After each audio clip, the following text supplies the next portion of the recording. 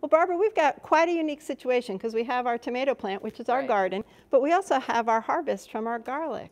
And air circulation is just so important for both. So explain to me how, you feel we can help in our gardens increase air circulation with our tomato plants. Right. Well, specifically with the tomato plant, we want to make sure that we open the plant up as much as possible. So before I would even plant this one, so this one after the show, we'll take it home and plant it in the garden. So the first thing I would do is I would remove all of the little runners and branches that we don't need. And our sprouts here, our water sprouts, huh? Right, our water sprouts down here, anything that the plant doesn't need. It doesn't need a lot of leaves to be successful, and the more leaves that I can remove from around the stem and allow air to move through, the healthier the plant's going to stay, resist some of that powdery mildew. Yes. And removing some of the diseased leaves. You can see these ones have a little bit of yellow. And I'm going to plant this one really deep because tomatoes are an opportunistic rooter. So if I plant it deeper, this stem is going to grow roots out and it's going to make for a stronger plant. And then as it grows, I'm just going to visit it and I'm going to remove any of these suckers. Just try to focus on our main stem. And I'm going to watch for my flowers. Yes. But I want to make sure that it's open around the flower so the bees can get in there and pollinate it and the sun gets in there to ripen it. And also to dry the leaves. So many of us are starting to experience late blight and some of the other summer diseases for our tomato plants. And so taking the time to open up the plant, which is a vine. People forget tomatoes are vines. They are. We'll be able to do so. And are you concerned about how much you remove from the plant? I'm really not. I mean, if it starts to angle down and it looks like it's covering the stem, I cut it off. Okay. Because it's going to grow up here and it's got that really healthy root system. It's going to feed the plant. And help conserve water. Exactly. Yes. Be able to use more water because there'll be more roots. Yep.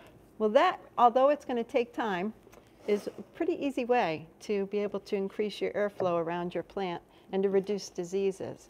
So. But for our harvest here, we have a tremendous amount of garlic. And so, there's ways to properly store garlic. And unfortunately, I've also learned there's ways, the hard way, to improperly store garlic. Right. So let's first start with garlic that just came out of the garden. Right. So when we pick it, it doesn't always come out clean. And you want to cure it. So we're going to, let it rest, 85 degrees, for 2 or 3 weeks till it's nice and dry. You want it to be a nice paper on the bulb. Then when I get ready to harvest it, I just strip the stem off.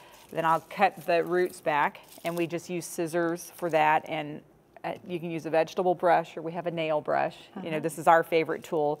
And we just brush the dirt off. And then you get to something that looks like this. Beautiful, white, clean, lovely garlic. Oh. Right. So that's just after washing and brushing and scrubbing. Right. Okay. So, but you don't want to get them wet, so. It's a dry process. A dry process. Yes. And that goes back to the airflow. Garlic does not like humidity. If it gets humid, then it's going to mold and you're going to lose your harvest. Oh, and you don't want to do that after all that work. So. Right. But look what we found here. You found an anomaly here. Right. So this one, the stem got bent out in the garden and the garlic, in an effort to reproduce itself, grew a corm. So, and I wanted to show people this one because if you plant this is actually the garlic seed. In 2 years you would get a bulb. But you can't braid this because the corm gets in the way. Yes. So you can carefully remove that. Yep, carefully remove this and you can actually eat them, but if you plant it, then 2 years down the road, you'll get a bulb. So it's much easier to plant cloves. I would too, yes. It's much faster. But speaking of braiding, this is a braided garlic bunch. And to me, it's a work of art. Yeah. So this is how we store our garlic in the pantry. It doesn't like light. You want it to be a little cooler. But I braid them and then we just hang them. Like this, and it'll last a good year. So this is in Chillium Red. So some varieties do last longer, and that's important to know. Yes. Is this a hard neck or a soft neck? This is a soft neck garlic. You can only braid soft necks. The hard neck garlic, though, is wonderful for the scape. Yeah, it is. It So. is. Well, let's demonstrate how to braid one because we've only got a few minutes. Okay. So I'm going to start you off. You said you could start with 3. Yep, so I cheat. I saw this lady on YouTube. YouTube's a wonderful resource. And she started off by using the twine, which is great because I know some of the old time braiders, you know, the really talented people can do it by wrapping the stem around. But I love this technique because it really helps you get going faster. So you've basically just folded the made a twine in loop half and looped through it. Yep, and just loop through it. And then I'm going to flip it over and tie a knot. And then I can go back after I'm done braiding and clean it up. Okay.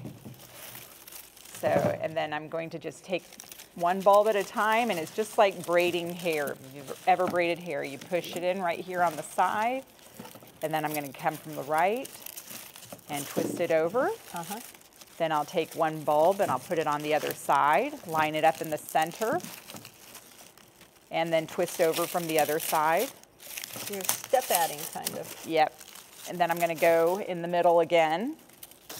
Start it in the center. And they are making a 90-degree. I know people Yep. can't see very clearly, Oh, but yep. it's a 90-degree. It's a 90-degree. Okay, so there's the center, and then you Yep. cross it over again. How many do you usually put in a braid? So you want to go in multiples of 3. That way you always end with that center one. And we can stop here. And then we're just going to braid it up. So you've been basically crossing over and Just crossing over. over, and we're going to just braid the bunch together.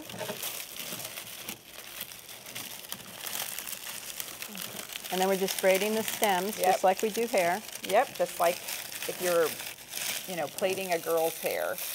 Then you bend it, I bend it down. I'm going to take another piece of that string that we've looped, Yep. and I just use that to slip knot it. And wrap it around. That's so easy. It is. I think that string method is nice and easy. There we go.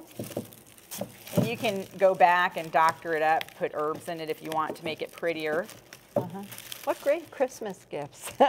I know, right? And fresh out of your garden. It is July, we can think that. But then you can hang it up. And look at that, it's beautiful. Thank you. Not a problem. Yes. This is just amazing, and it's so quick and easy to do.